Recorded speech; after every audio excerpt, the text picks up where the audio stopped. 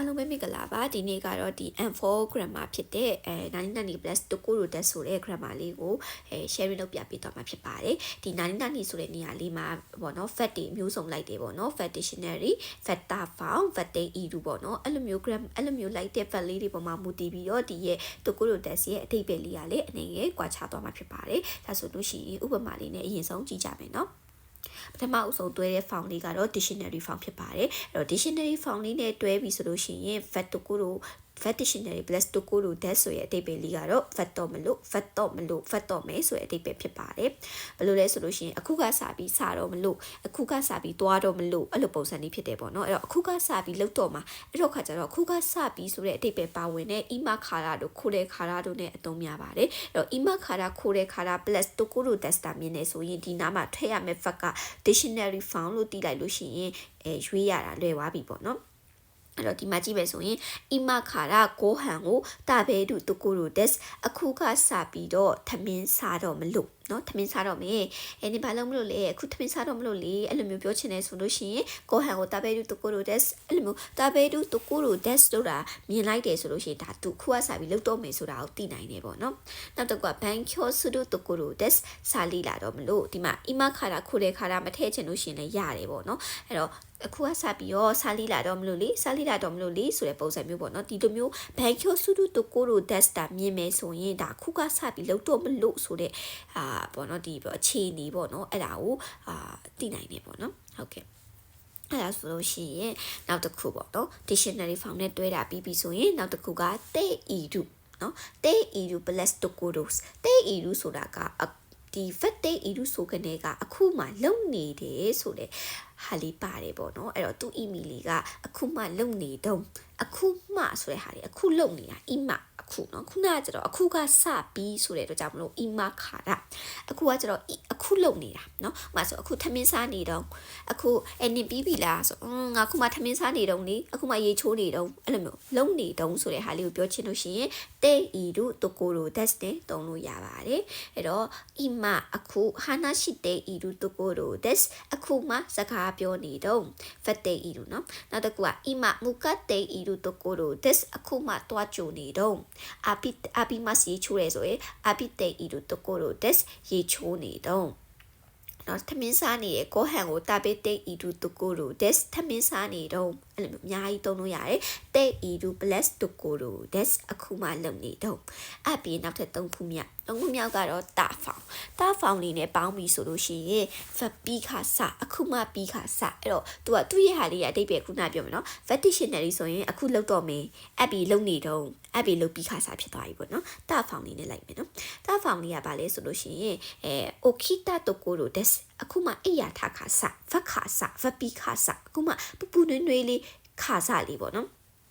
အပိတတကိုရို des ရေချိုးပြီးခါစ9မိနစ်10မိနစ်လောက်ပဲရှိအောင်မယ်သူကအချိန်လေးကတူတောင်းနေပေါ့နော်အခုမှသမီးစားပြီးခါစားမလို့လမ်းရှောင်နေတာသမင်းစားပြီးက9မိနစ်10မိနစ်လောက်ပဲရှိအောင်မှာပေါ့နော်အဲ့လိုမျိုးအချိန်လေးကတူတောင်းတဲ့ကာလတွေမှာဆိုရင်တတုကိုရိုနဲ့တုံးတယ်ဒီတတုကိုရိုရဲ့နောက်တစ်ခုဘကာရီဆိုတဲ့ဟာလေးရှိရဒီနေရာမှာတုကိုရိုတော့မဟုတ်ပင်မဲ့ဒီဟာလေးရဲ့ကွာခြားချက်လေးပေါ့နော်ဖတ်တဘကာရီလို့လဲတုံးတာလေးလည်းရှိတယ်သူကလည်းဖက်ပြီးခါစားပဲနော်ဒါပေမဲ့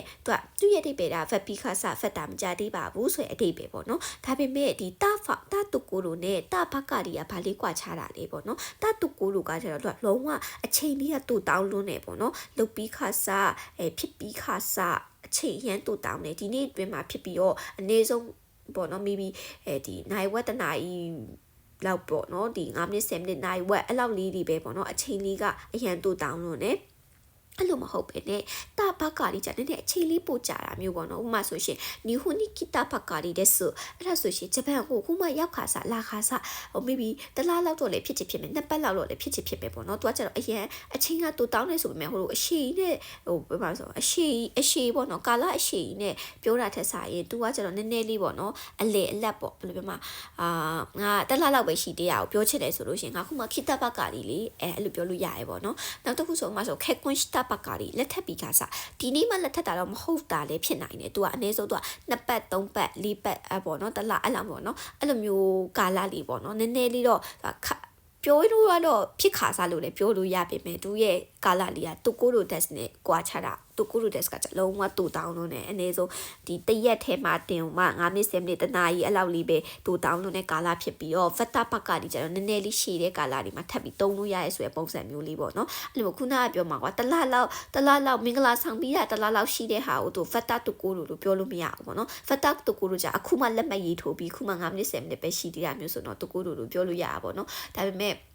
အဲ့လိုမဟုတ်ပဲနဲ့တစ်ပတ်နှစ်ပတ်လောက်ကြာသွားပြီဆိုလို့ရှိရင်တော့ဖတ်တာဘကာဒီနဲ့တုံ